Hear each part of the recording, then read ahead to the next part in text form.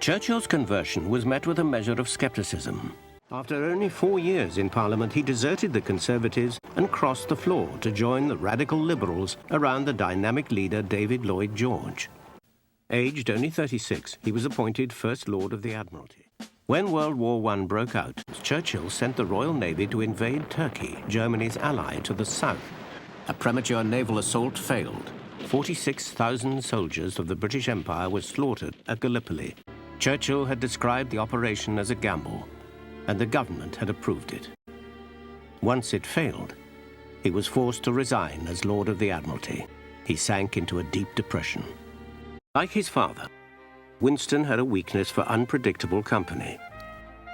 Much to Clemmy's horror, he gathered around him raffish outsiders, newspaper magnates, financiers, and political adventurers like F.E. Smith, who came to Chartwell for lunch and conversation. People like my parents, who were backwood Tories, never trusted Churchill for a minute. They thought he was an adventurer. When the war ended, Lloyd George put Churchill in charge of the War Ministry. While Lloyd George was away at the peace negotiations, Churchill committed British troops to fight with the anti-Bolshevik armies in Russia. It was another disastrous mistake. Franklin D. Roosevelt, having received more than 2/3 of all the delegates voting, I proclaim him the nominee of this convention for President of the United States. Election night proved how badly Americans wanted change, as Roosevelt pulled away by more than 7 million votes. On January the 30th, 1933, Hindenburg appointed Hitler Chancellor. Letter of appointment. In the name of the Reich, I appoint Herr Adolf Hitler to be German Chancellor. Berlin, January the 30th, 1933. President von Hindenburg. Now, German nation, give us 4 years, then you can judge and sentence us. Adolf Hitler. With the so-called Enabling Act, Hitler demands extraordinary powers for himself and his government, thus paving the way for a dictatorship. Let me assert my firm belief that the only thing we have to fear is fear itself. If someone accuses me of not having brought in the ordinary courts for judgment, I can only say that this hour I was responsible for the fate of the German nation, and thus the German people's supreme judge. Having spent several summers in the Rhineland during his youth, he saw through Hitler, describing him as a wild and a nut.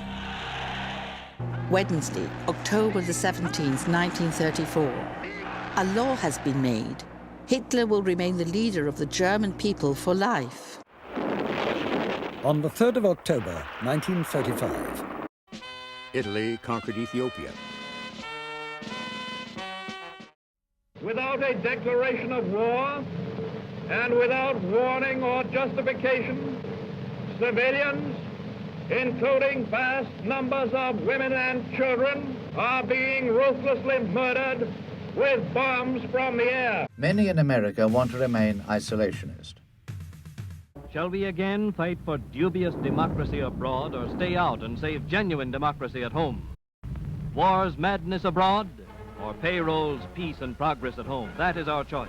History is replete with examples of men who have risen to power by employing stern, grim, wicked, and even frightful methods, but who, nevertheless, when their life is revealed as a whole, have been regarded as great figures whose lives have enriched the story of mankind. So may be the case with Hitler. Winston Churchill. In August 1936, the 11th Olympic Games of the modern era are held in Berlin. The opening ceremony was held on August 1st at the newly built sports stadium. The Führer and Reich Chancellor is leaving the Olympic Stadium, booms from the loudspeakers. Everyone rises to give the Nazi salute. On October the 18th, 1936, Adolf Hitler issues the Order to Implement the Four-Year Plan, headed by Goering as Commissioner of the Four-Year Plan. From 1937, the Commissioner for the Four-Year Plan, Hermann Goering, creates the third largest German industrial group with his own Hermann Goering Reichswerks. At his second inaugural, Roosevelt talked about all the things his New Deal policies had yet to accomplish. I see millions of families trying to live on income so meager that the pall of family disaster hangs over them day by day. I see millions whose daily lives in city and on farm continue under conditions labeled indecent by a so-called polite society half a century ago. I see 1/3 of a nation ill-housed, ill-clad, ill-nourished. Hitler's name stands for the achievements and successes of the regime in the mid-1930s, and this is what the majority of the population believes. Of the facts themselves, there was no doubt. He had restored to Germany her self-respect and recreated orderliness out of the chaos and distress which had followed her defeat in 1918. Neville Henderson, British ambassador to Germany.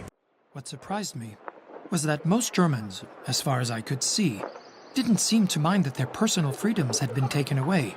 The Führer had at this time something like the power of Napoleon after Austerlitz and Jena. Winston Churchill, member of the British Parliament.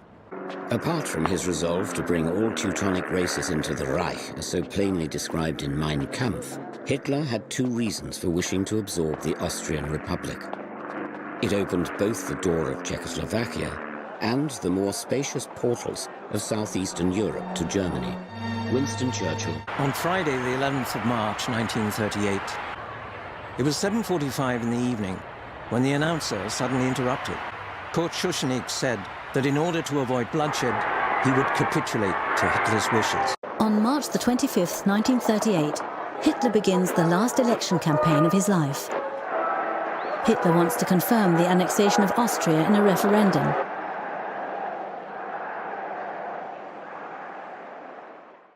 The referendum results are announced. 99.75% have voted for the Anschluss. Hitler demanding the Sudeten German portions of Czechoslovakia. 8 months before, Chamberlain had rejected a proposal by Roosevelt for an international conference to save the peace. The negotiations in Munich have had a happy ending. The Czechs have to pull out of the Sudetenland tomorrow. Churchill denounced it as an unmitigated defeat. Churchill was obsessed with the Nazis, but his warnings went unheeded. His credibility had been eroded by his own excessive rhetoric. As Hitler entered German-speaking Czechoslovakia, Churchill condemned those leaders who had thrown a small nation to the wolves. Nevertheless, one has to say that National Socialism has been accepted everywhere. Soon after the occupation, we received letters from relatives of refugees, mostly comrades, that clearly showed that they too had been convinced by National Socialism. The genius of the Führer and his determination not to shrink even in the face of war have again achieved victory without the use of force. Hitler was convinced that Great Britain and France want to avoid a war. In January 1939, the hope that Mussolini would side with Britain and France brought the British Prime Minister on a mission to Rome, but Mussolini's price was too high. On the 13th of February 1939, Hitler tells a few confidants that he intends to take action against the Czechs in mid-March. Czechoslovak President Hacha arrived in Berlin today and was received by Hitler. We all knew that it was about war or peace. Suddenly the door opened, Hitler rushed out and proclaimed, "So people, good news. Hacha has signed the agreement. I will go down as the greatest German in history." Churchill was proved right. Hitler could not be appeased. It is generally assumed that after the annexation of Memel, he has to move on to the settlement demands with Poland, primarily the takeover of Danzig and the corridor. But no one who understood the situation could doubt that it meant in all human probability a major war in which we should be involved. Winston Churchill, member of the House of Commons. In 1939, the NSDAP has 5.3 million members. Its mass organizations such as the SA, the Hitler Youth and the German Labour Front are responsible for another 30 million Germans, a nation marching in step towards war. What is Herr Hitler going to do? Is he going to try to blow up the world or not? The world is a very heavy thing to blow up. June the 28th, 1939. August the 13th, 1939. Hitler was completely set on war. Is Germany's non-aggression pact with the USSR in 1939. Signed by the German and Soviet foreign ministers Joachim von Ribbentrop and Vyacheslav Molotov, this treaty opens the way for the forthcoming German invasion of Poland. Stalin had cut a deal with Hitler to carve up Eastern Europe. Hitler got most of Poland. Stalin got the Baltic states. In these hours, I knew that if war came, and who could doubt its coming, a major burden would fall upon me. Winston Churchill. On September the 1st, 1939, Germany starts World War II with her invasion of Poland.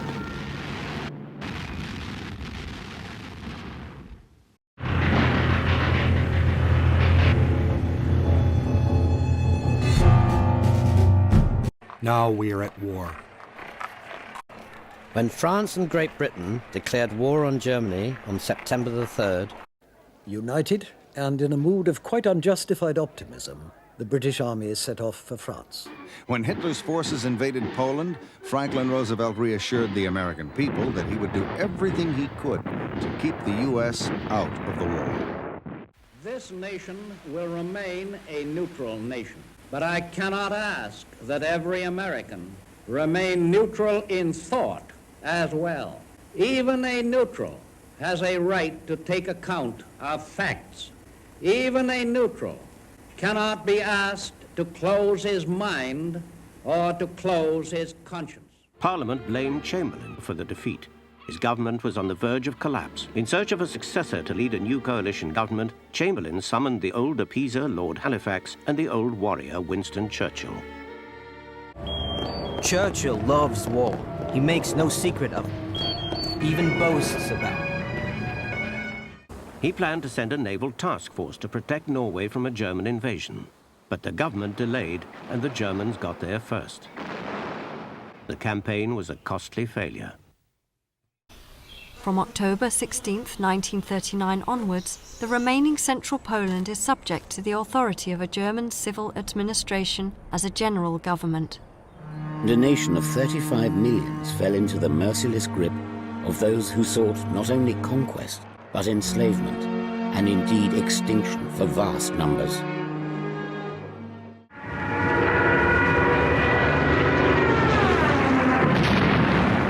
Hitler's blitzkrieg fell on Holland, Belgium, and France.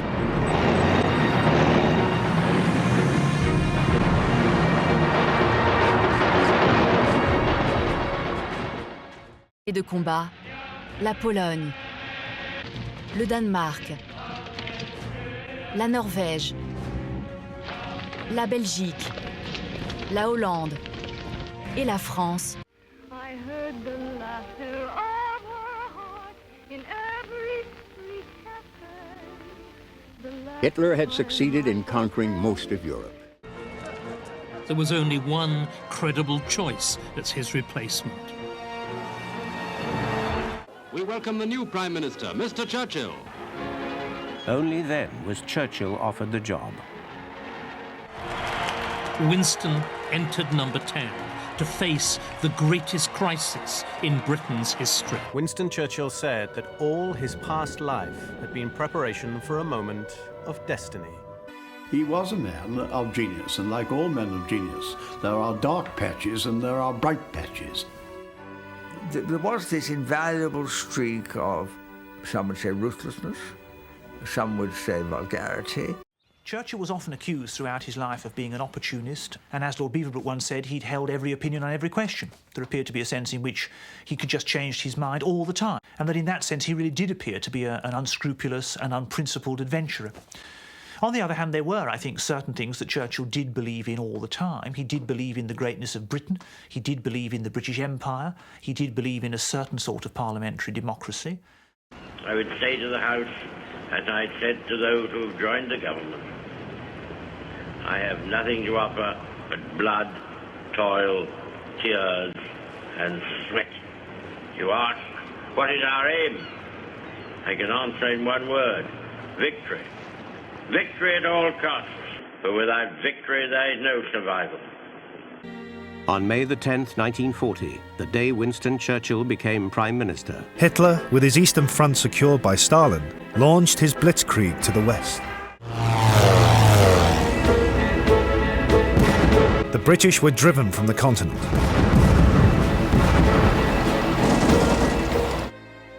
Less than 3 weeks later, Churchill gave the order to evacuate the British Army, trapped by the advancing Germans against the sea at Dunkirk. Now Britain stood alone. Churchill had nothing to hurl at the enemy, save words of defiance. Hitler could not defeat Britain in the air, but he determined to break its will. In 1940, at the height of the London Blitz, German bombs killed 7,000 civilians in one single month. The Battle of Britain was raging. If Hitler wanted to conquer Britain, he needed command of the skies. Throughout the summer of 1940, the struggle for air supremacy was played out above the English Channel in southeast England. 13th of July, 1940. The Führer is greatly puzzled by Britain's persistent unwillingness to make peace. He sees the answer in Britain's hope in Russia. On July the 19th, 1940, in a speech to the Reichstag, Hitler made his final plea for peace to Britain. Churchill and the British were not interested. Hitler retreated to the mountains of Obersalzberg. Here, the summer before, he'd been dreaming up his pact with Stalin. Now he suspected him. At the end of July, he announced to his generals the result of weeks of agonized reflection. 31st of July, 1940, 11:30, Berghof. Führer concludes Russia is the factor on which Britain is relying the most. Something must have happened in London. The British were completely down. Now they have perked up again. On the 15th of September, the Royal Air Force inflicted such damage on the Luftwaffe.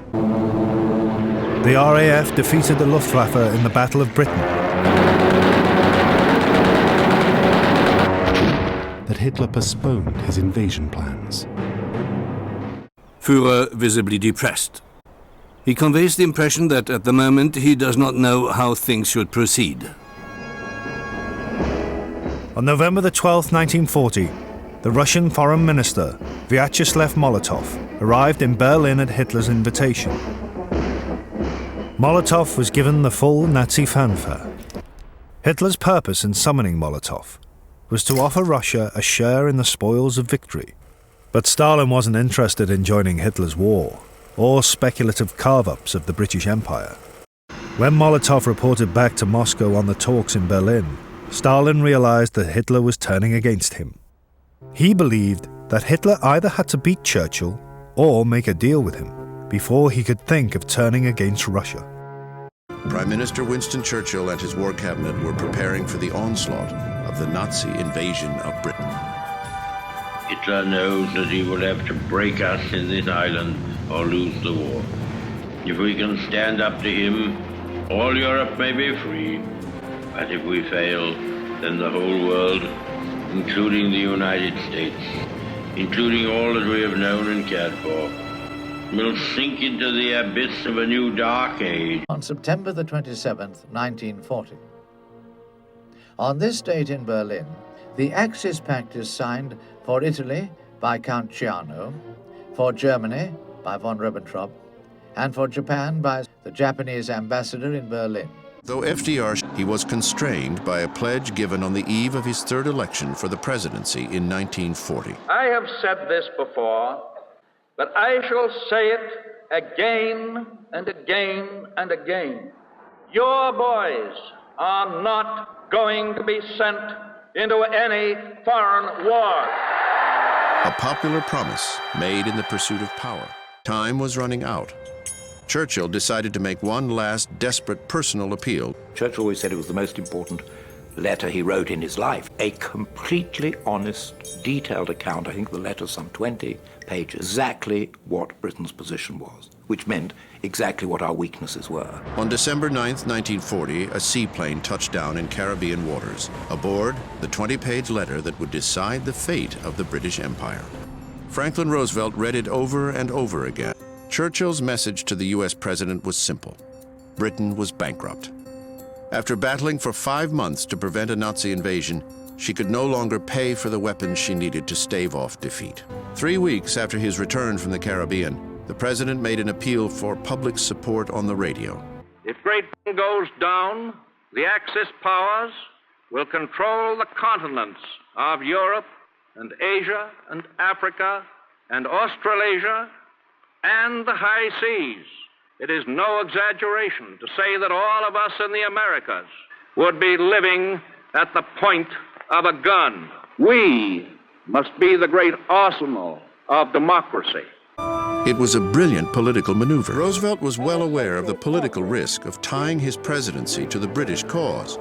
He needed reassurance that Winston Churchill was the right man to carry both their burdens. Roosevelt could not be sure what all those stirring and wonderful speeches that unto this hour give us gooseflesh might have just been classic Churchillian bombast on the road to disaster. In early 1941, he told Politburo members, "We must cherish no illusions. Fascist Germany is clearly preparing for an attack on the Soviet Union. Why does Hitler want to make an agreement with England? Because he wants to avoid war on two fronts." Throughout 1940, Hitler had hardly mentioned the Jews, but on January the 30th, 1941, in his traditional speech marking the anniversary of the Nazis' rise to power, he repeated a chilling threat he'd first made before war broke out. Wenn es dem internationalen Finanzjudentum in und außerhalb Europas gelingen sollte, die Völker noch einmal in einen Weltkrieg zu stürzen, dann wird das Ergebnis nicht die Bolschewisierung der Erde und damit der Sieg des Judentums sein, sondern die Vernichtung der jüdischen Rasse in Europa. 3rd of March 1941. The forthcoming campaign will lead to a showdown between two different ideologies. The Jewish Bolshevik intelligentsia must be eliminated. And having made up his mind to attack Russia for tactical reasons, the original and biggest idea of all was reasserting itself: the ideological struggle against Jews and Bolsheviks. On March 11, 1941, House Resolution 1776 passed. In a White House ceremony that evening, Franklin Roosevelt signed Lend-Lease into law. On April the 13th, 1941, he moved to protect his back, signing a pact with Hitler's ally, Japan. Stalin was thrilled with his coup and got happily tipsy with the Japanese foreign minister, Matsuoka. But he was still following his double strategy. As he said goodbye to Matsuoka, the German military attaché in Moscow was present. Stalin told him, "We must remain friends, and you must now do everything to that end. We will stay friends with you, whatever happens." In April 1941, Stalin received his second letter from Winston Churchill. Churchill told him the British had received intelligence reports of German troop movements, which could only be preparations for a Nazi attack on Russia. Stalin was instantly suspicious, not of Hitler, but of Churchill. He told his army chiefs, "Britain is threatening us with the Germans and threatening the Germans with the Soviet Union." Then on May the 10th, 1941, in one of the war's strangest moments, Hitler's deputy, Rudolf Hess, took off from Germany in a Messerschmitt fighter, flew across the North Sea and parachuted to the ground in Scotland. According to Winston Churchill, it was later that evening that he was first informed that a parachutist in custody appeared to be Rudolf Hess. Instead of welcoming the event as a propaganda coup, Churchill at once ordered that the matter should be treated with the utmost secrecy. Was it that Hess had in his possession material that would have incriminated influential people in Britain in a plot to oust Churchill and make peace with Hitler? The answer may never be known. It is possible to piece together how Churchill's message and Hess's flight began to lead Stalin towards a conspiracy theory. On the one hand, Churchill sends us a personal message in which he warns us about Hitler's aggressive intentions. And on the other hand, the British meet Hess, who is undoubtedly Hitler's confidant. What is the conclusion then? In Stalin's eyes, Churchill's warning was deliberately designed to provoke a war between Germany and Russia. Throughout May and June, intelligence reports gave warning after warning of imminent German attack. Stalin dismissed every one of them as part of the great conspiracy to provoke him. On June the 18th, Stalin's two top generals, Zhukov and Timoshenko, pleaded with him for a full alert. Stalin reminded them that Hitler could not attack without first doing a deal with Britain. June the 22nd. Hitler unleashed Operation Barbarossa, the largest invasion in history. Its target, Stalin's Soviet Union. Hitler attacked along an 1,800-mile front from the Baltic to the Black Sea. In just 1 week, the Germans took 150,000 Russian prisoners, destroyed 1,200 tanks, and within a month, Hitler's forces were within sight of Leningrad and the Soviet capital. Now the ideology with which he had set out 20 years before had once again taken pride of place. Stalin had lost the mind game. Hitler had outwitted him. But Hitler would be the eventual loser. His decision to attack Russia signed the death warrant of his own dreams of empire and of European imperialism in general. When you're trying to make a decision, never put yourself into the mind of the other person, because if you do, you can make a terrible mistake.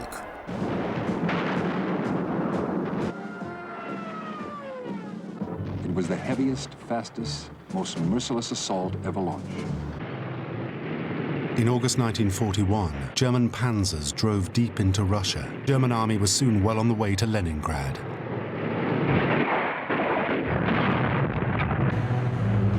They were involved in the savage siege of Leningrad, and they then fought for the oil fields of Grozny as part of Hitler's push. Heading for Kiev, Smolensk, Leningrad, Moscow, intending the utter extinction of the Soviet state and the Russian people. That was Hitler's plan. It was called the New Order. So now this bloodthirsty gutter snipe must launch his mechanized armies upon new fields of slaughter.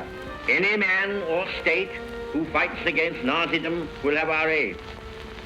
It follows, therefore, that we shall give whatever help we can to Russia and to the Russian people. In early August 1941, Churchill set sail for the New World. From the bridge of the battleship HMS Prince of Wales, Churchill knew the next week might well decide the outcome of this war. Churchill's enthusiasm at meeting Roosevelt was intense.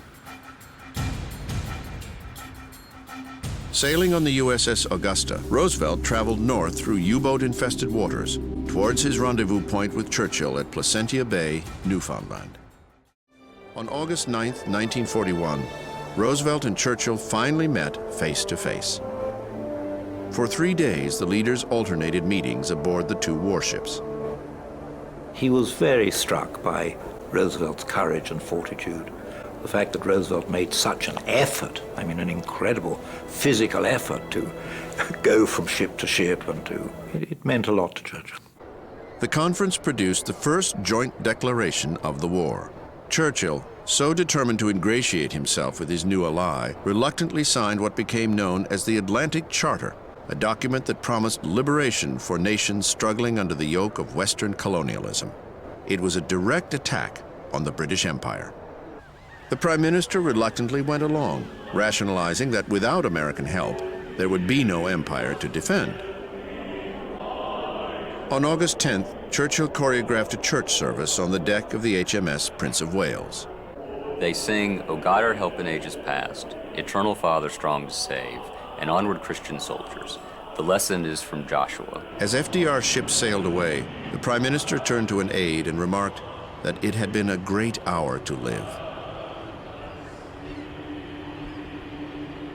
Psychologically, I think it made people think in terms of us together. It was a very, very excellent PR move, especially on Churchill's part. But to Churchill's dismay, The Americans still showed no signs of entering the war. In late summer 1941, Roosevelt turned to the military. He asked them to estimate how many men it would take to defeat Hitler. The top-secret report, presented to Roosevelt at the beginning of December 1941, was codenamed Rainbow 5. To fight the war against Germany, Rainbow 5 called for the creation of a 5 million-strong expeditionary force. Those men would be ready to lead an invasion across the English Channel by the summer of 1943. The German Army Group Nord was expected to conquer Leningrad in 4 weeks, by July 21st, 1941. On the ground were the 16th and the 18th Field Armies and the 4th Tank Group of the Wehrmacht. Hitler was determined to capture Leningrad quickly and then send the same forces to envelop Moscow. Air attacks on Leningrad had begun September 6th, but the first intensive raid was September 8th. The Germans came that night in 2 main waves. The first wave at 6:55 p.m. dropped over 6,000 incendiary bombs. 10:35 p.m., a second wave of bombers dropped high explosive bombs of 500 to 1,000 pounds. Hitler declared, the war against Russia is a war of ideologies. The capture of Leningrad will deprive the Russians of the symbol of their revolution.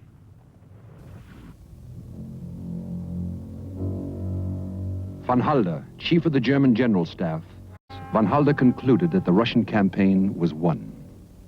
The fascists broke through the defenses, cut across the railroads, and reached the shore of Lake Ladoga. Leningrad was besieged. In a final effort to save Leningrad, Stalin ordered Marshal Zhukov to the beleaguered city. The situation was almost hopeless. Zhukov reached out for more reserves. The sailors of the Baltic Fleet were called out to fight as infantry battalions. Zhukov pulled together a striking force of 50,000 men and launched his counterattack. He ordered, hold or die. By September the 26th, though the city remained surrounded, the German advance had been stopped. This was the first Russian success. In the meantime, Hitler ordered von Lieb's panzers to disengage from Leningrad and move south for the attack on Moscow. The siege guns stayed. We shall fight on the seas and oceans. We shall fight with growing confidence and growing strength in the air. We shall defend our island, whatever the cost may be. We shall fight on the landing grounds. We shall fight in the fields and in the streets. We shall fight in the hills. We shall never surrender. Germans had cracked Moscow's first defensive line and captured over 663,000 prisoners from a total of 3 million captured since the start of Barbarossa. On the 13th of October, the 3rd Panzer Group was only 87 miles from Moscow. But the weather was bad. With heavy rain and snow, German tanks, with their narrow tracks, struggled to cope. Stalin organized 11 new armies that included 30 divisions of tough Siberian troops. In the south, the Soviets stopped the 2nd Panzer Group. On the 2nd of December 1941, a small number of light vehicles and motorcycle combinations reached the township of Khimki, close to the Moscow Ring Road. They were 14 miles from the Kremlin. Camouflage and plywood structures had been erected on Red Square to confuse the street layout from the German Luftwaffe, and on the 3rd of December, a Soviet force of local militia, supported by a few T-34 tanks, managed to push them out of Khimki. The German offensive against Moscow stalled. On the 5th of December, the Soviets launched a massive counterattack. By the 7th of January 1942, when the Soviet offensive halted, the Germans had been pushed back between 60 and 150 miles from Moscow. The battle for Moscow was over. On December 4th, 3 days before Pearl Harbor, the Chicago Tribune came out with gigantic headlines, Roosevelt's war plan. This was supposedly a plan that armed services all agreed with, and it was a huge uproar, this war plan. It was a fantastic gamble on Roosevelt's part. A gamble because General Albert Wiedemeyer, the original architect of the plan, became convinced that the president was responsible for the leak. Wiedemeyer believed this was part of Roosevelt's clandestine campaign to get Germany to declare war on the United States first. 3 days later, Roosevelt would have his war, but not the one he expected or wanted to fight. We interrupt this program to bring you a special broadcast. The Japanese have attacked Pearl Harbor in Hawaii from the air. The attack shattered America's sense of invulnerability. 184 aircraft, launched from 6 Japanese carriers, caught the Pacific Fleet unaware. The USS California, West Virginia, and Arizona were sunk. 2,403 lives were lost. The attack transformed the American political landscape. Isolationism collapsed overnight. Yesterday, December 7th, 1941, the United States of America was suddenly and deliberately attacked by naval and air forces of the Empire of Japan. No matter how long it may take us, we are now in this war. We're all in it, all the way. To overcome this premeditated invasion, the American people in their righteous might will win through to absolute victory. Churchill was in Washington within 3 weeks of Pearl Harbor. Germany had declared war on the United States, and the Allies had to plan grand strategy. Churchill impressed his own personality on his mother's native land.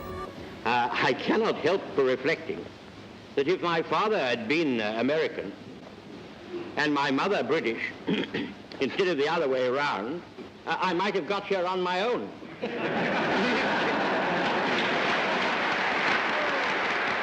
Oh, no.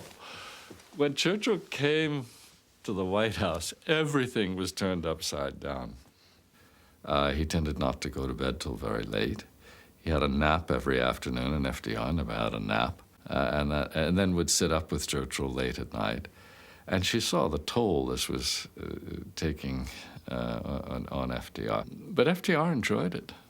They didn't sit up doing policy. They were sitting up telling stories and exchanging things. But at the same time, woven in and out of the jokes were perceptions of how policy would proceed. Roosevelt's generals wanted to invade Northern Europe, but Churchill persuaded Roosevelt to invade North Africa, where the British Army was already engaged. The Americans were dismayed. The American general, Vinegar Joe Stilwell, wrote in his diary, "Besides being a rank amateur in all military matters, FDR has been completely mesmerized by the British. The Limeys have his ear, and we have the hind tit." We knew he was a canny, wily devil, a manipulator. He was the first to admit that himself. We knew about his faults, but there was still something about him.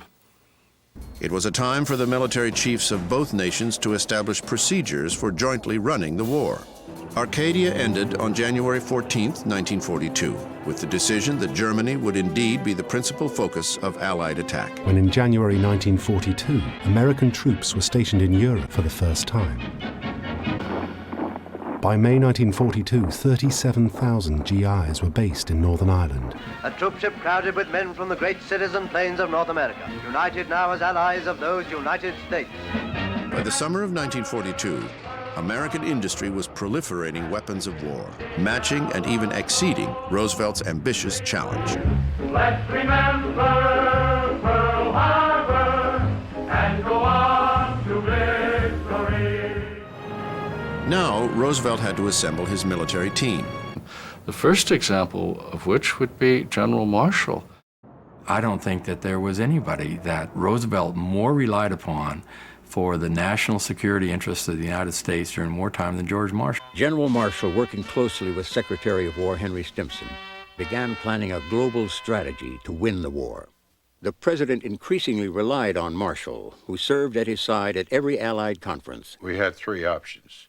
Well, you could make your main effort against Europe, against Japan, or try to do both. And the first decision was we must defeat Germany first.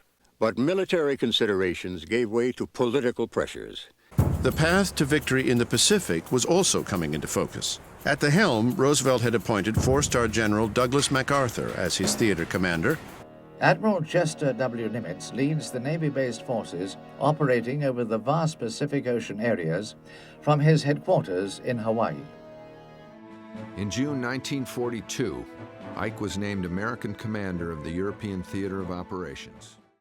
Arms and supplies from the United States and Great Britain came by convoy to this very spot in the harbor of Murmansk.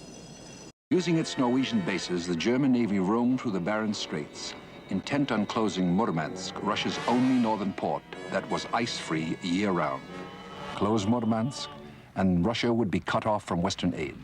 The mission of the Luftwaffe was to destroy the port city and to deny traffic in and out by sea. The first convoys left Britain in March 1942. Not all the ships made it to Murmansk. And the Nazi wolf packs all the way. It was north of the Norwegian coast when disaster hit. The British Admiral Tovey, in command, believing the German fleet was approaching, ordered the convoy to disperse. It was suicidal. The ships were loaded with tanks, food, shell presses, medical supplies, and thousands of tons of high explosives. The German bombers hunted down their scattered targets one by one. PQ-17 lost 24 of its 37 ships. The Soviets did what they could to help, shepherding the surviving vessels of PQ-17 into Murmansk. But Churchill, deeming the losses intolerable, suspended the convoys. They were not resumed until September 1942, when the days grew shorter. PQ-18 was sent out, a total of 40 ships. The Luftwaffe found PQ-18 far from a friendly shore. Of the convoy's 40 ships, 13 sank in a running battle that exhausted the gun crews. Once more, Churchill suspended the convoy. In all, throughout the war, some 60 ships were lost. 811 warships and freighters made it. None did so easily. Rommel's army swept across North Africa, and the Nazis advanced on Stalingrad and the Russian oil fields. In 1942, the big picture was the possibility of a Russian capitulation. Stalin insisted that only the opening of a second front in northern France would save Russia from impending defeat. Also pressing the strategy were General George Marshall and many of the American chiefs. But Churchill strongly objected. He feared the casualties would be horrendous. For weeks, the Anglo-American allies spent their energies fighting each other. There were knockdown, drag-out, bitter fights. The coalition was in crisis before it had undertaken its first joint operation. Churchill would have to take another trip across the Atlantic to prevent a breach with Roosevelt. He had reason to be despondent. Rommel in North Africa had driven British forces back after their earlier successes. For months, the British Empire fought alone as Hitler and his allies extended their tyranny. It is upon this foundation that Hitler, with his tattered lackey Mussolini at his tail and Admiral Darlan frisking at his side, pretends to build out of hatred, appetite, and racial assertion a new order. On June 19, 1942, the British Prime Minister flew to Hyde Park to bridge the divide separating the two Allied nations. In the library of the Roosevelt family home, FDR and Churchill agreed to push ahead with the development of the Manhattan Project, the joint effort to build an atomic bomb. That agreement had been simple to achieve. But as the leaders sat around the pool at Eleanor's home at Valkill, Churchill tried to convince Roosevelt to commit U.S. troops to a North African landing. It wouldn't require taking on German forces directly. Instead, Churchill was promising an easier fight against the Vichy French. The American military chiefs of staff dismissed this as periphery picking. Their objective was to knock out Germany's capacity to wage war by knocking out its industrial establishment. So North Africa, from this strategic perspective, was a great distraction. Churchill's arts of persuasion were severely tested when he journeyed to Moscow to see Stalin with Averell Harriman, President Roosevelt's representative, to tell the Soviet leaders that there would be no second front in France in 1942. They had urgently demanded an invasion of Europe to take the pressure off the beleaguered Russians. Stalin was furious and accused Churchill of cowardice. Churchill responded emphatically. He was annoyed and he lost his temper. Churchill went straight from Moscow to North Africa to confer with his commanders. The British had been badly mauled by Rommel in the desert with heavy losses. It was time to reshuffle the generals and make a fresh start. He put General Montgomery in charge of the whole campaign. Then he turned to what he did best, boosting morale among the troops. In October, the British 8th Army pushed across the desert and broke Rommel at El Alamein, opening up the whole North African coast. It was the first major British victory of the war, and the last they would win alone.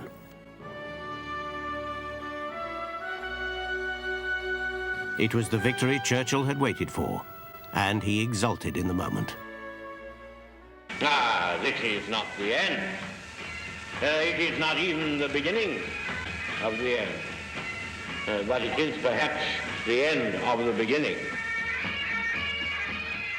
A month after Alamein, American GIs finally enter ground combat in North Africa. Operation Torch, the North African invasion, began on November 8, 1942. General George Patton, aboard the USS Augusta, oversaw the landing of more than 33,000 Allied forces. Roosevelt was in Hyde Park when he received news by telephone that the assault had begun. An aide noticed that his hand was trembling. He listened, then announced, "We have landed in North Africa. Casualties are below expectations. We are fighting back." After 27 years in the Army, Ike got his first combat assignment in November of 1942. Among the commanders sharing in the victory of Torch was Ike's old friend George Patton. The British and American forces had Rommel's Africa Corps surrounded. I cannot tell you when or where the United Nations are going to strike next in Europe, but we are going to strike and strike hard.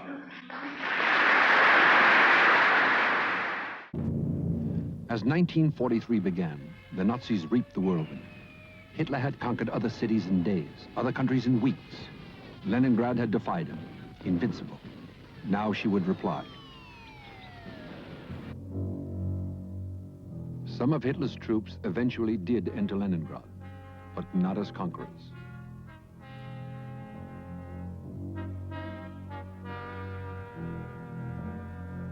Leningrad had survived an ordeal that had started 6 months before Pearl Harbor and extended until 6 months before the Normandy invasion.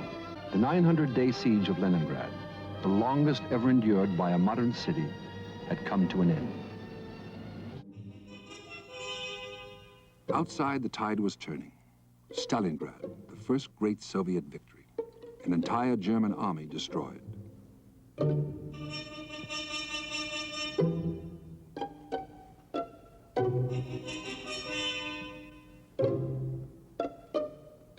In January 1943, FDR and Churchill arrived in newly liberated Morocco for a top-secret conference at Casablanca. Stalin was invited, but insisted it was too dangerous to leave Moscow. Marshall renewed his call for an all-out invasion of Europe.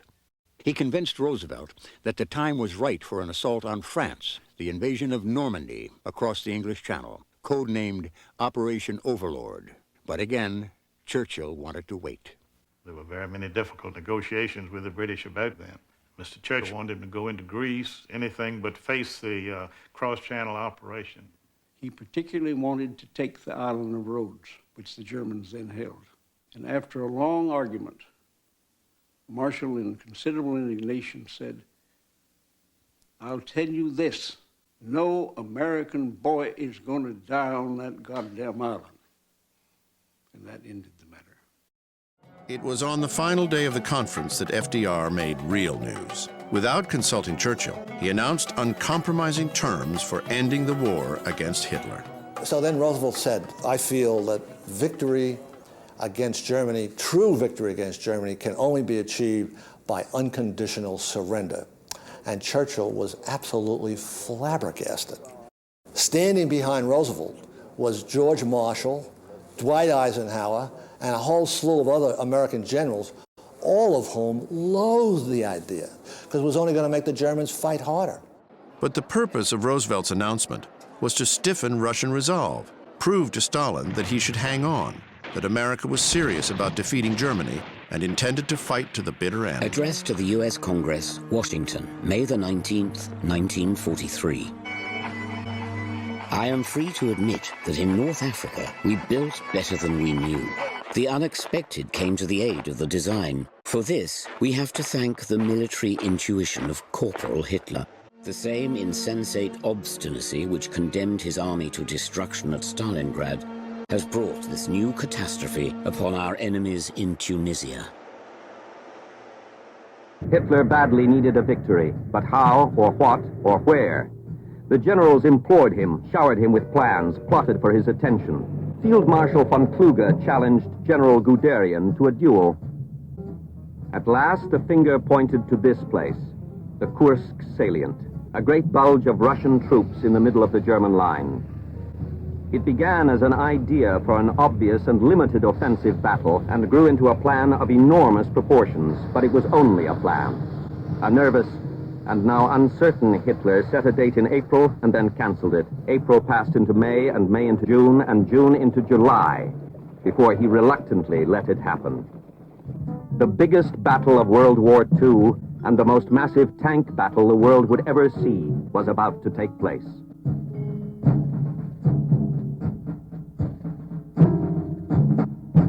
It was no surprise to the Russians.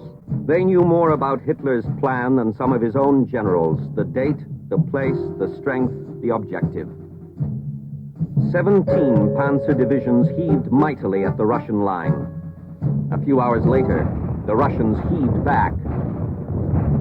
20,000 Russian guns ripped the night into shreds of day. 1,000 banks of Katyusha rockets screamed at the Germans.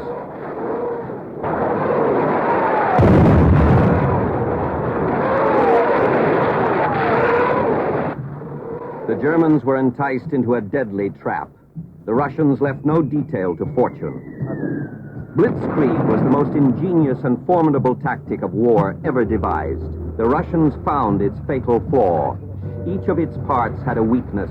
The Stukas, the guns, the tanks, the infantry. Each counted on the others to compensate for its weakness. Yet between these layers of firepower, separate them, and the Blitzkrieg could be broken. So the Russians, their guns stilled, their courage unbroken, waited for the tanks to run over them. Then they could get between the panzers and the infantry. Then they could destroy them.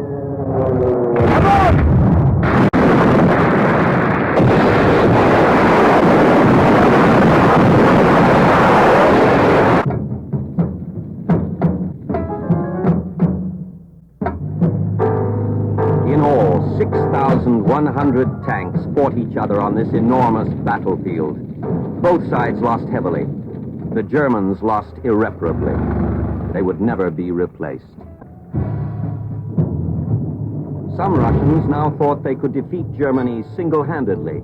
2/3 of the occupied territory had been recaptured. It seemed only a matter of pushing on into Germany until it was over. But Stalin knew that his whole country was war-weary. The effort had been colossal, almost superhuman. These people needed something to cheer them on, and an invasion in the West could do that. D-Day still hadn't happened, but the skies over German territory were filled with the bombs and bombers of the West, the British by night, the Americans by day. The Allies went on to invade Sicily and Italy. Probing what Churchill called the soft underbelly of the Axis, before trying to attack Hitler's hard snout in France. The sources of international brutality, wherever they exist, must be absolutely and finally broken. We are going to win the war, and we are going to win the peace that follows. On September the 8th, 1943, Adolf Hitler attends the briefing at Army Group South headquarters in Zaporozhye in the Ukraine. to discuss the alarming situation in the Donbass region with its commander, Field Marshal Erich von Manstein. In July, with German armored divisions suffering major losses, the offensive against the protruding Soviet front at Kursk fails. In March, under Manstein's command, the Wehrmacht has been able to stabilize the Eastern Front after Stalingrad with a hard-fought victory in the so-called Third Battle of Kharkov, but subsequently had to vacate the city in August 1943. The retreat begins almost everywhere on the Eastern Front. September the 10th, 1943. Special announcement. We have occupied Italy, encountered only little opposition. The army is being disarmed. On the Soviet front, Russian troops defeated the Nazis at Leningrad and Stalingrad. Hitler's troops were now in headlong retreat as Soviet divisions moved toward the Polish eastern border. The Red Army was driving the Germans out of the Ukraine.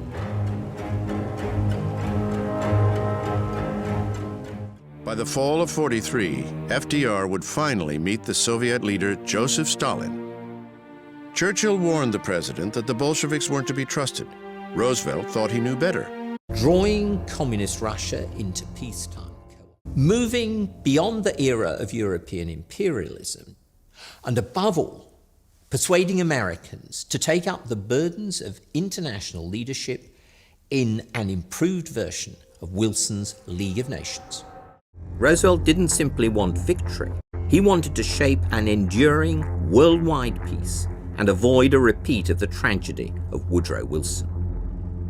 It was in search of those goals that Roosevelt traveled halfway around the world in November 1943 for summit meetings in Tehran. On the afternoon of November 11th, 1943, Roosevelt stole away from the White House, crossing the Atlantic, for a top-secret conference in Tehran with Winston Churchill, and, for the first time, the person FDR most wanted to meet, Joseph Stalin. Roosevelt genuinely believed, I think, that it was possible to bring the Reds in from the cold, into the family of nations, and that he was the man to do it.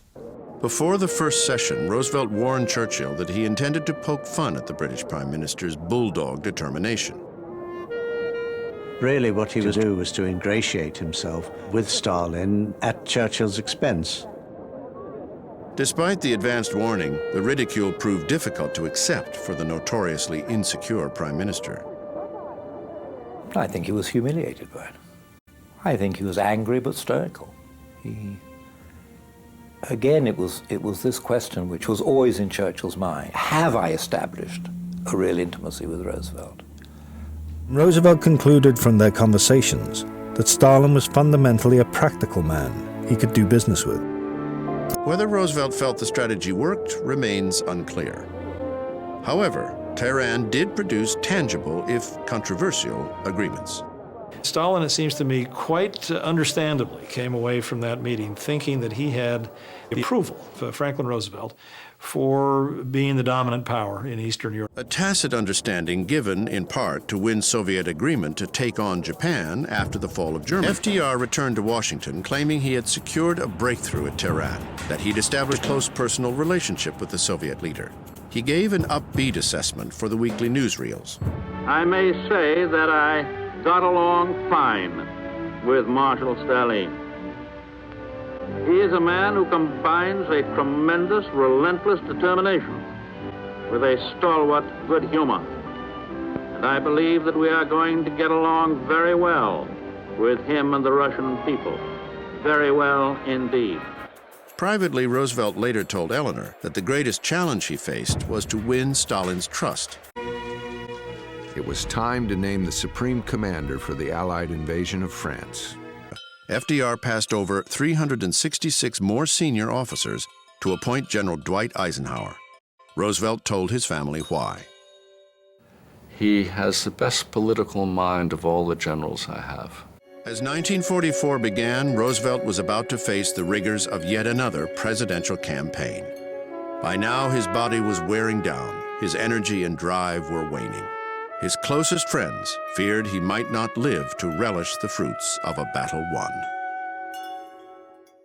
More than 2 million Allied soldiers were camped in the British Isles. Assembled for Operation Overlord, the invasion of France, all were poised to crack the Nazi chokehold on Europe.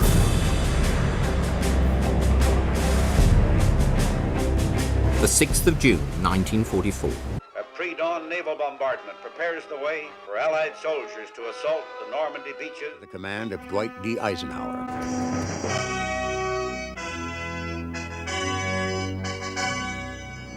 Hitler was told of the landing on the morning of June the 6th. He expressed relief when he received the first report and said now it would be possible to beat the enemy. FDR and Churchill ordered more than 150,000 men into action, deployed across the English Channel on 5,000 ships, the largest armada in history. Now, from the White House, the president led the nation in prayer. Our sons, pride of our nation, this day have set upon a mighty endeavor, a struggle to preserve our republic, our religion, and our civilization. Help us, Almighty God, to rededicate ourselves in renewed faith in Thee in this hour of great sacrifice. Over 40,000 airborne troops were dropped, and the bridges of Nijmegen and Eindhoven were taken.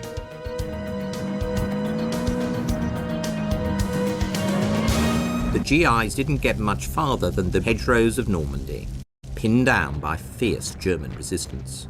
Meanwhile, another D-Day dawned on the Eastern Front. On the 21st of June, the Red Army unleashed its summer offensive into Byelorussia. In 5 weeks, while Eisenhower and Montgomery were bogged down in Normandy, the Red Army destroyed 20 German divisions and drove forward 450 miles to the gates of Warsaw. In 14 days, a powerful storm tide swept over the German front lines, burying everything in its path and surging 800 kilometers forwards. A bomb exploded. Nothing happened to the boss, but the hut was blown sky high. Heinz Linger, valet to Adolf Hitler. When I arrived, I saw Hitler, who looked at me inquiringly with big eyes and stared at my troubled face. With a calm smile, he said, "Linger, someone tried to kill me." I heard about the attack from Professor Morell on the platform in Görlitz. His pulse was completely calm and as normal as any day. On the outside, you couldn't see anything. When the train with Mussolini arrived, I saw Hitler extend his left hand to his guest. Paul Otto Schmidt, interpreter for Adolf Hitler.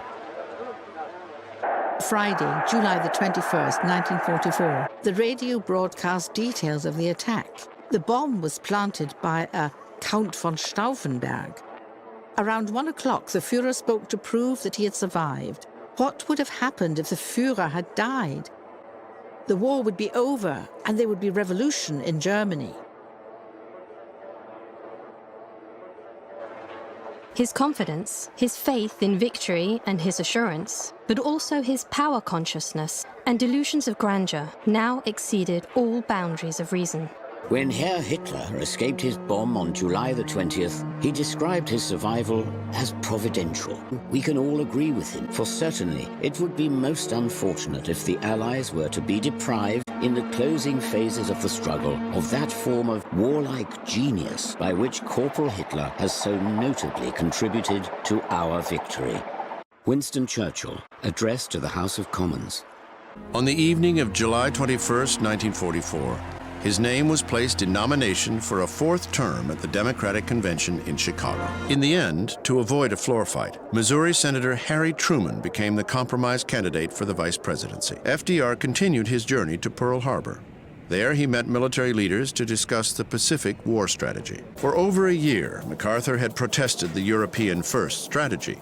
He warned that nothing short of an invasion of Japan would secure total victory, an invasion that might cost 1 million American lives. Roosevelt saw a partial solution. He would get the Soviets to end their policy of Asian neutrality and join the fight. The war is well in hand. in a vast area, either in Europe or in the Far East, or the war against Japan itself. Paris is liberated, and French troops lead the way after 4 years of Nazi occupation. By the summer of 1944, the Red Army had completed its plans for liberating Poland. Marshal Zhukov represented the Soviet High Command.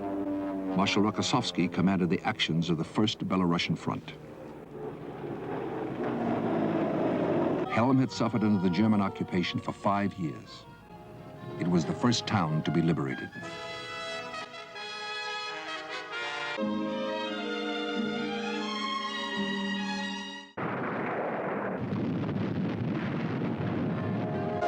The home of the Polish Committee of National Liberation. As soon as Lublin had been purged of Nazis, the Committee of Liberation set up a provisional government.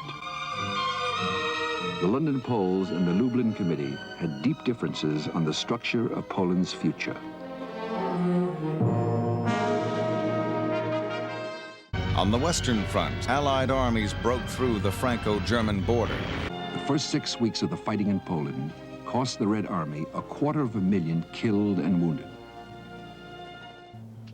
300,000 Poles had died in the uprising. On October 2nd, the Home Army surrendered. October the 7th, 1944, morning briefing. Beginning of the attack on East Prussia and Budapest.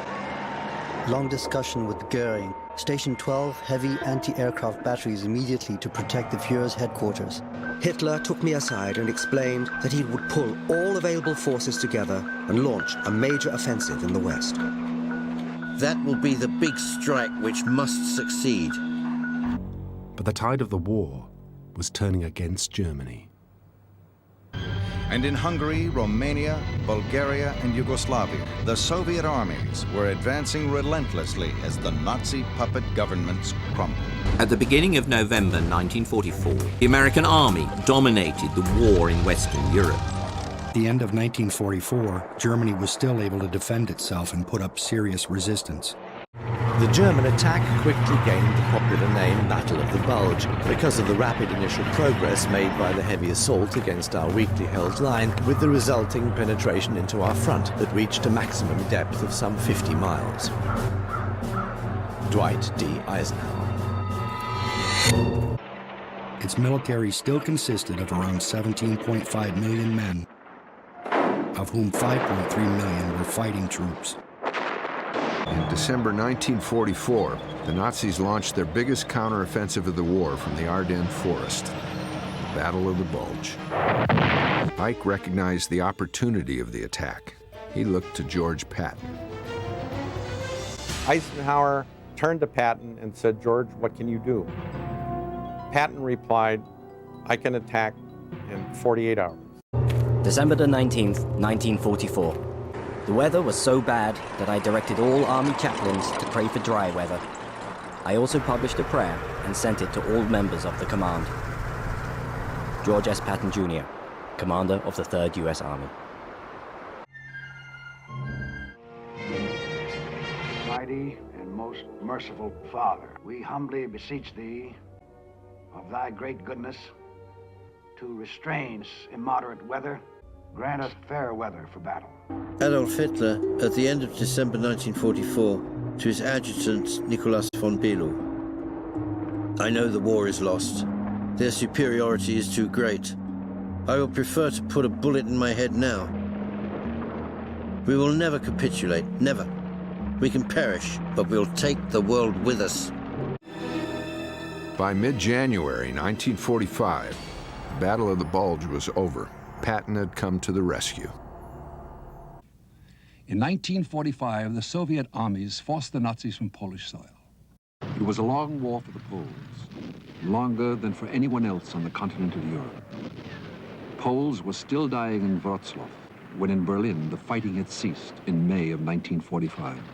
The concentration camps in Poland were some of the very worst. January 12, 1945. The opening of the offensive that would carry the Red Army to the gates of Berlin. Marshal Zhukov commanded the First Belarusian Front, and and Marshal Konyev the First Ukrainian Front. Between them, they mustered 2 million soldiers, 32,000 guns and mortars, 6,500 tanks, and 5,000 aircraft. A clear superiority over the Nazi forces opposing them.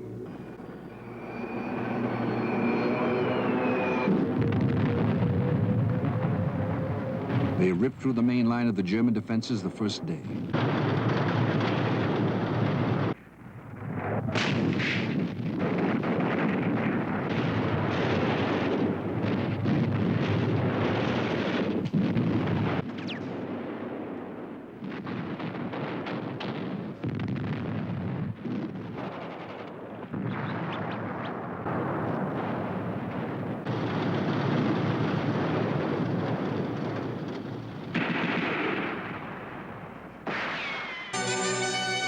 Ahead lay the last river, the Oder, and the last great European battle. Nearly $10 billion worth of American aid poured into the Soviet Union during the war. American heavy bombers based on Soviet soil. American and Soviet troops meeting on the German River. All parts of the Allied effort. It was one of the shortest inaugural addresses ever given, just 573 words. In the days and the years that are come, we shall work for a just and honorable peace, a durable peace, as today we work and fight for total victory in war. Adolf Hitler, last radio address to the German people, January the 30th, 1945. Thus I now appeal to the entire German people to gird themselves with a yet greater, stronger spirit of resistance until we can again, as before, put on the graves of the dead of this titanic struggle a wreath inscribed with the words, "And yet you were victorious." Big day. Our Führer has spoken. The Russians are coming. But we will be victorious again and beat back the Bolsheviks. On February the 3rd, Roosevelt landed at Saki Airport in the Crimea. From Saki Airport, it was a 7-hour drive to Yalta.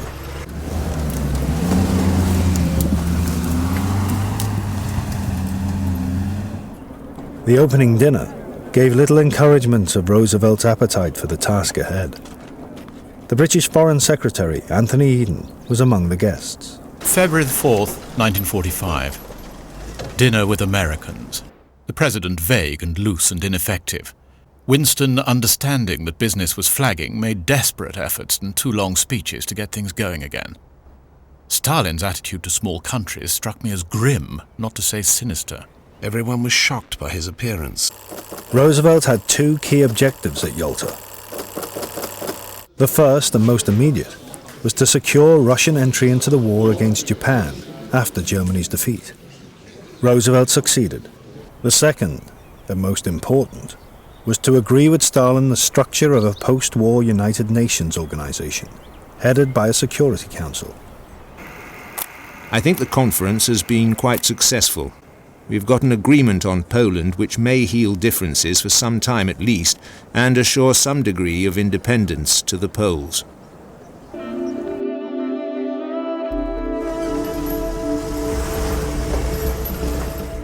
Roosevelt told Eleanor that he felt he had no choice but to trust the Soviet leader. Hopeful that Stalin would come to understand that the United States was not an aggressive imperial power, that we had no long-term designs on destroying the Soviet system or Soviet government. During the last 4.5 months of the war, 471,000 tons of bombs are dropped on Germany, twice as much as in the whole of 1943. In March 1945 alone, 3 times as many bombs fall as in all of 1942. Herr Hermann says that we have a new rocket that flies even as far as to the Anglo-Americans. I certainly hope so. In mid-March 1945, Hitler transfers nearly all of his activities to the bunker under the Chancellery. Adolf Hitler had begun to limit his public appearances as the war progressed and Germany began to lose. His last proper public speech was made on the 23rd of March 1943, the Zeughaus, Berlin's old armory building, on Heroes' Memorial Day. On March the 30th, The Allied Supreme Commander, General Eisenhower, sent a signal to Stalin, saying that he was concentrating his forces on southern Germany. Stalin instantly summoned his two marshals, Zhukov and Konyev, and demanded of them, "Who is going to take Berlin? Are we or the Allies?" Zhukov and Konyev began a race to Berlin. April 12, 1945. FDR awoke, seemingly refreshed. Elizabeth Shumatov, a Russian artist, arrived to work on a portrait of Roosevelt. At noon, Madame Shumatov remarked that he seemed so much better today. Roosevelt replied that he was getting tired and needed a break.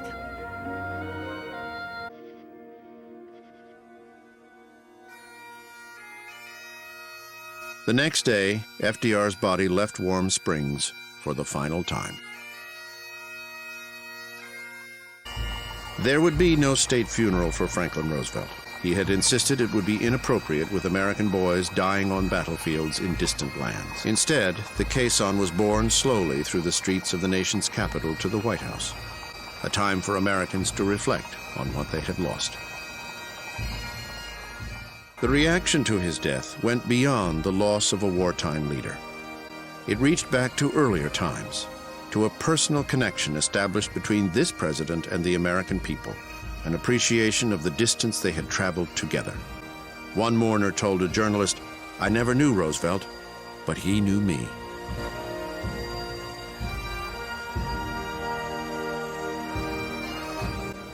His final resting place was at the very center of his universe, in the Rose Garden at Hyde Park. Escorting Eleanor was the new president, Harry Truman.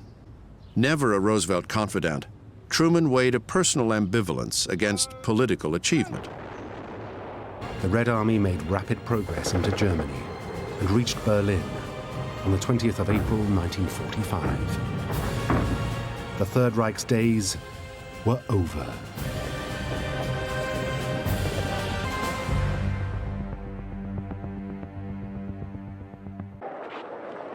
We are not entirely guiltless, we the Allies, because it took us 12 years to open the gates of Dachau. We were blind and unbelieving and slow, and that we can never be again.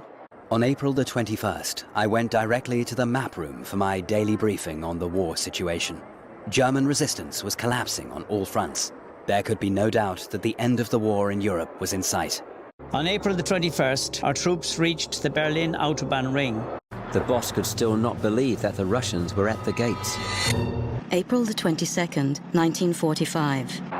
This date marks the end of the Third Reich for me. April the 23rd, 1945, Monday. The Soviet 8th Guards Army joined the 1st Ukrainian Front near Johannesthal Airport the same day. One more step remained. Berlin had to be taken, and the war ended. Vasily Chuikov, General. The fragmentation of Germany into two parts was completed. The German army dissolved before our eyes. Winston Churchill. April the 27th, 1945. We still have radio contact with Berlin, where the enemy has fought its way into the city center. One's heart bleeds during these conversations. It's like the Battle of the Visigoths at Vesuvius. Alfred Jodl, Chief of Armed Forces High Command, Flensburg. The commander of the citadel. Mohnke was often with the troops on the front line. On April the 29th, he reported to Hitler that to the north, the Russians were a short distance away from Weidendammer Bridge, to the east in Lustgarten, to the south near Potsdamer Platz and the Air Ministry, and to the west in Tiergarten. That was only a few hundred meters from the Chancellery. When Hitler asked him, "How long can you hold out?" he answered, 20 to 24 hours at the most. April the 29th, 1945. Sometime around 11 p.m., a radio dispatch arrived saying that Italian partisans had shot Mussolini and his mistress Clara Petacci and publicly hanged them by the feet. The Führer comes up to me, shakes my hand and asks, "Have you rested a little, my child? I'd like to dictate something. Get the shorthand pad. My private will and testament. I have now decided, before the closing of my earthly career, to take the girl who, after many years of faithful friendship, entered the practically besieged city of her own free will in order to share her destiny with me as my wife. When I left my observation post on April the 30th to go to the army staff, Marshal Georgy Zhukov called and asked, "Is there hope that we will have fully cleaned up Berlin by May Day?" Vasily Chuikov. April the 30th, 1945 will remain in the memory of the Soviet people. On this day at 2:25 p.m., the troops of the First Shock Army took over most of the Reichstag building. Georgy Zhukov, Supreme Commander of the First White Russian Front.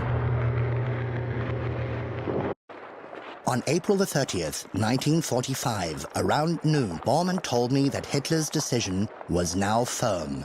My political testament. I die with a happy heart in the face of the immeasurable deeds and achievements of our soldiers at the front, our women at home, the achievements of our farmers and workers, and the efforts, unique in history, of our youth who bear my name. In order to give the German people a government composed of honourable men, I appoint the following members of the new cabinet as leaders of the nation. President of the Reich, Dönitz.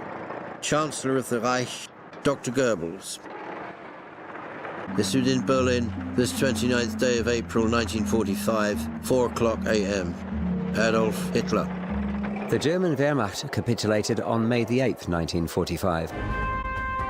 After the Nazi surrender, Ike ordered a ceasefire. This is a solemn but glorious hour. I wish that Franklin D. Roosevelt had lived to see this day. General Eisenhower informs me that the forces of Germany have surrendered to the United Nations. Victory in Europe brought worldwide celebration. Winston Churchill called it the greatest outburst of joy in the history of mankind. Facing Air Chief Marshal Tedder and Marshal Zhukov is a conquered German general. Only when Field Marshal Wilhelm Keitel signed the German surrender in Berlin on the 9th of May 1945 did the Latvian Legion lay down its arms. Stalin asked Zhukov, "Have you forgotten how to ride a horse?" Zhukov said he could still ride. "Thank God," Stalin said, "because you will have to take the salute at the victory parade." Rokossovsky commanded the parade.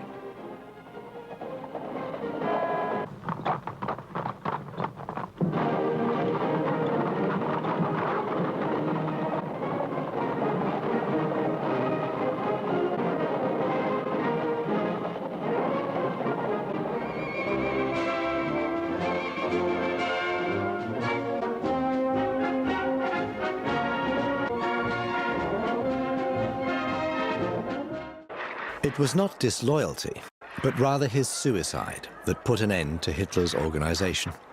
This man who rose out of nothing at a time when it was longing, he formulated a doctrine based on a mixture of fascism and race theory.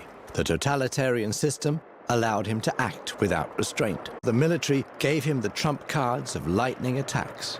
All of this led to repression, and that, in turn, led to these crimes.